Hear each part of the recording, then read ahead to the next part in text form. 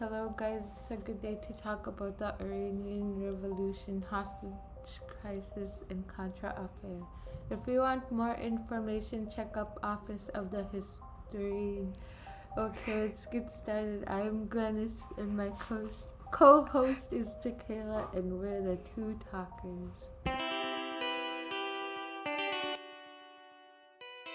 The Iranian Revolution of 1977 to 79 marked a new beginning of a series of large-scale civil uprisings that would lead to the downfall of absolute governments in numerous countries over the following 30 years across the world. On November 4, 1979, Iranian students took control of the embassy and held over 50 Americans hostage, including everyone from the Charge Affairs to junior staff members.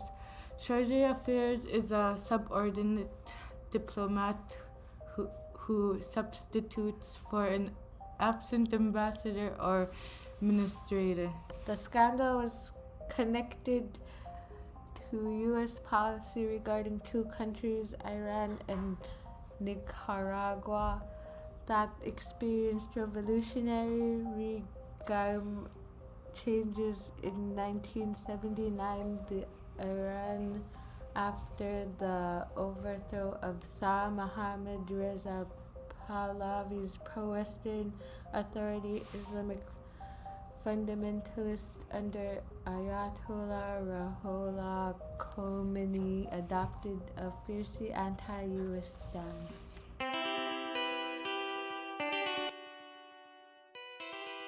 From 1953 until 1979, Mohammad Reza Shah Pahlavi, also known as the Shah, ruled Iran in an authoritarian and secular capacity.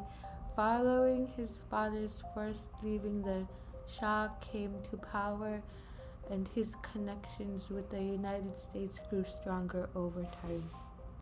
As his government worked to modernize the nation and improve its standing abroad, it became more and more pro-Western. However, many of his people became dissatisfied with the Shah's leadership as his international reputation increased and his relationship with the United States got stronger. In addition to his violent oppressions of his people, nationwide riots and protests began in 1978. And by 1979, the number, intensity, and severity of these events had escalated. The demonstrators were especially concerned about two issues that were believed and connected. Iranians were worried that other nations, not their own people, in their beliefs were given priority between of the Shah's disregard for Islamic principles and his government's strong ties to the United States. In January 1978, thousands of youth religious students took to the streets. They were followed by thousands more Iranian youth, mostly unemployed immigrants from the countryside, in which they began to protest the regime's intemperance. On September 8th, the regime imposed martial law and troops opened fire against demonstrations in Tehran, killing dozens or even hundreds. Oil workers went on strike, bringing the oil industry to a stop on October 31.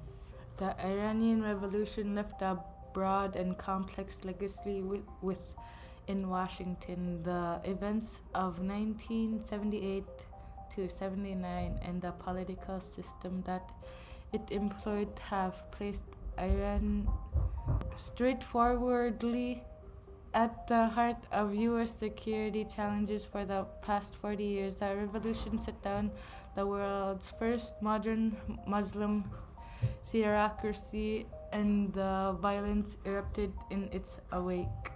With Iran as the capital of a wave of activism and anti-Americanism transforming with nature and locus of the threats to regional stability, Iran's revolution also drew Washington to the Middle East in increasing prickly ways. This set up a rivalry between the US and Iran that still exists today and is the reason that many Iranians hate the United States. The US was now forced to compete relentlessly with hostile power in a vital region that was able to wreak devastation on American interests and allies. The founders of the Islamic Republic were determined to extract their government from what they recognized as Washington's control. However, by grounding its identity and legitimacy in anti-Americanism, Tehran remains just as firmly dependent upon the U.S. as an antagonist or enemy as the Shah ever was a friend of the U.S. An important turning point in the U.S. foreign policy and U.S.-Iranian relations occurred during the Iran hostage crisis. Communist Iran students attacked the American embassy in Tehran on February 4, 1979. They demanded that the Shah be transferred to Iran so that he might be tried and punished, and they took 52 individual prisoners, including diplomats and diplomatic employees. The goal of diminishing the U.S. was another driving force behind the hostage takers who claimed to be Islamic students. After supporting the Shah's system, they wanted to show that Iran would not tolerate Western interference, so they invaded the American embassy. This lasted from November 4, 1979 to January 20, 1981. The situation in Iran and the U.S. response that followed were extensively covered by the news media, including television and local and national documents.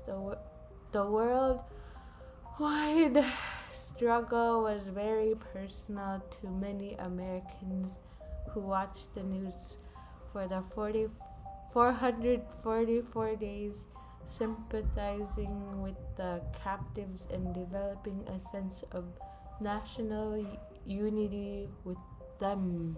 The narrative surrounding the hostage situation was largely created by the media, which, as the crisis progressed, created distinct roles and personas for Iran and the US. Because of this, it affected the way people view the world and the government. People began to distrust the U.S. government and Jimmy Carter in particular. His failure to rescue the hostage contributed to his landslide loss to Ronald Reagan in 1980 presidential election.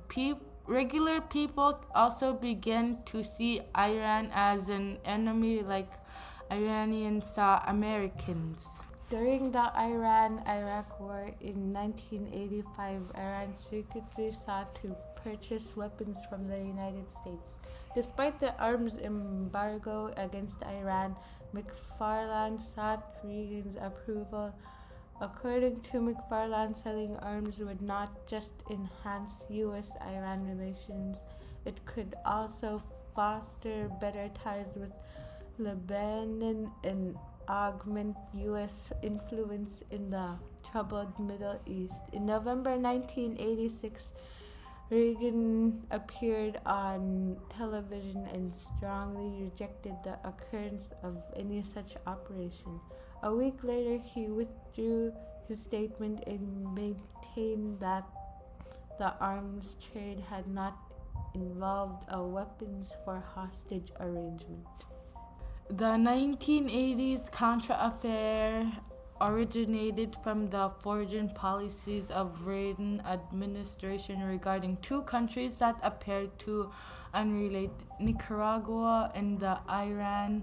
The administration regarded the alterations that took place in these countries during 1970s as a threat to U.S. national interests. After taking control of the Congress, the Democrats passed the Boland Amendment, which restricted the activity of Central Intelligence Agency known as the CIA and Department of Defense in foreign conflicts. The amendment was aimed at Nicaragua, where anti-communist Contras were battling the communist Sandinista government. The president instructed his national security advisor, Robert McFarlane, to find a way to assist the drug-dealing Contras regardless of the cost, political or otherwise. After taking total power in 1980, Khomeini, the absolute religious leader and founder of Iran, wrote the Wilayat al-Faqih and constitution based on his political philosophy. A body of religious clerics known as the Assembly of Experts of the Leadership would select this leader for life. Only religious clerics make up this group, which is chosen by the public every 8 years. The supreme leader can only be chosen by them. When it became obvious that Iran was capable of producing nuclear weapons, the U.S.-Iranian relationship hit its lowest move. Although there were concerns about Iran nuclear weapons in 1990s, details regarding the Iraq heavy water reactor and Natanz enrichment site surfaced in the early 2000s. The European Union and the United States imposed devastating economic sanctions on Iran due to the fear of nuclear program and Iran's stalling tactics.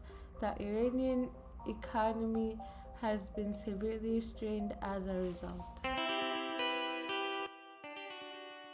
In conclusion, these Iranian crises explain the modern-day rivalry between the United States and Iran.